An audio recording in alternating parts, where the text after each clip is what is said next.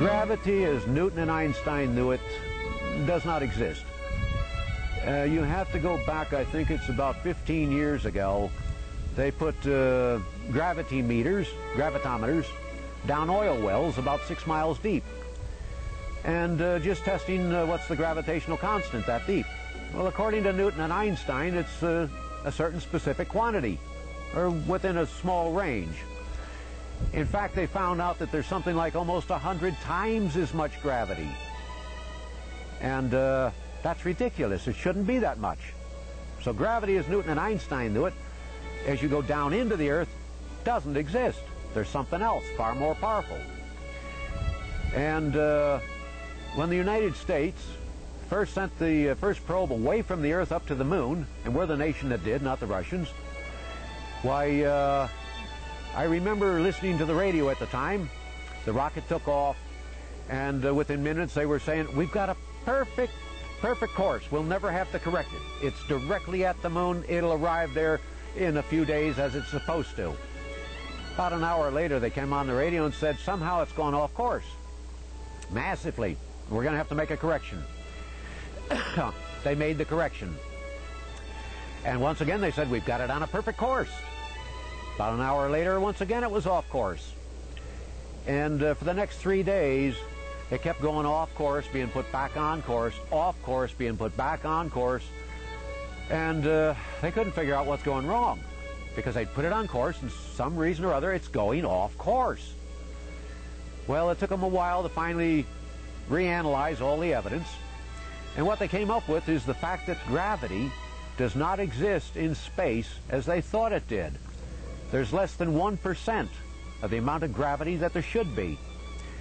So gravity, as Newton and Einstein knew it, works from about 5 miles under the surface of the Earth up to about 300 miles above the Earth. And after that, you can forget about it. Gravity is not as anyone has ever thought it to be.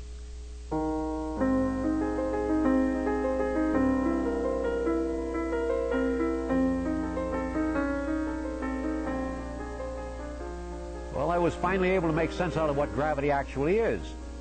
And, but if you take gravity in the terms in which I put it, it becomes quite difficult present day for people to work with what I'm saying. So it's like one professor said to me, he said, look, I've been practicing what I've learned all the days of my life, and it took me a long time in my life to learn all this stuff. And what do you want from me? You want me to throw it all away and start learning again from you? Well, this was a backhanded compliment. He's acknowledging that what I'm saying is correct.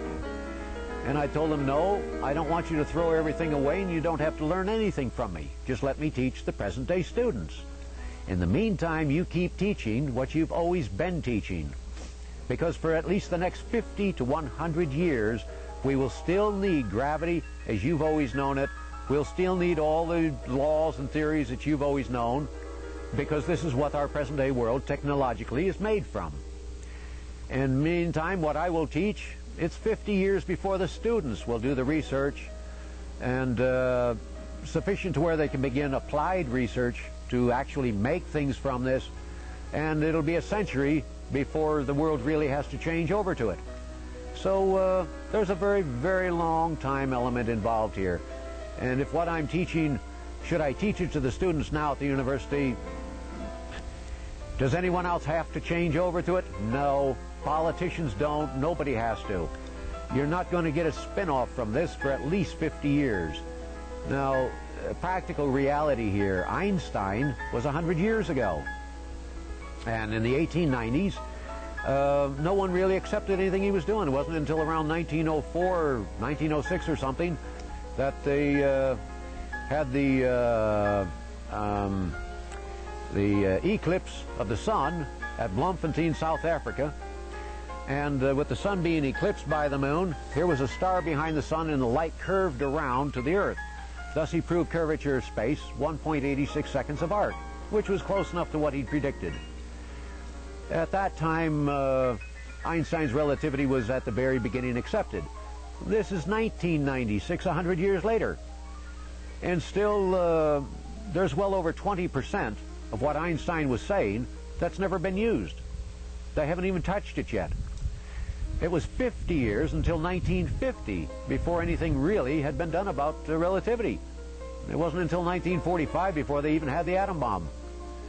So you're talking a very long period of years before even the very first things are done when you're talking truly new knowledge. So if I taught it at the universities, the younger generation, very few of them would really want to learn it. Few of them would actually learn it because, again, it would take me 8, 12, maybe 16 years to teach it as thoroughly as I know it.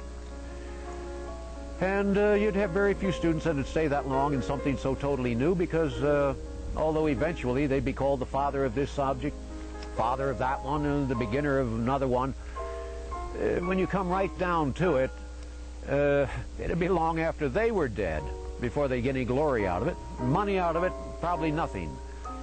Myself, no industry, no government, no university is about to put money into the research on anything that I'm doing. They will see no comeback on it. They'll see no spin-off, no profit from it, probably for 200-300 years. In fact, one university told me, look, you're totally, absolutely correct. In fact, this is fantastic. Our heads are spinning. We don't know what to do with it. Can you please come back in 200 or 300 years? We're simply not ready for you. And it's one of the few times I didn't know how to answer it.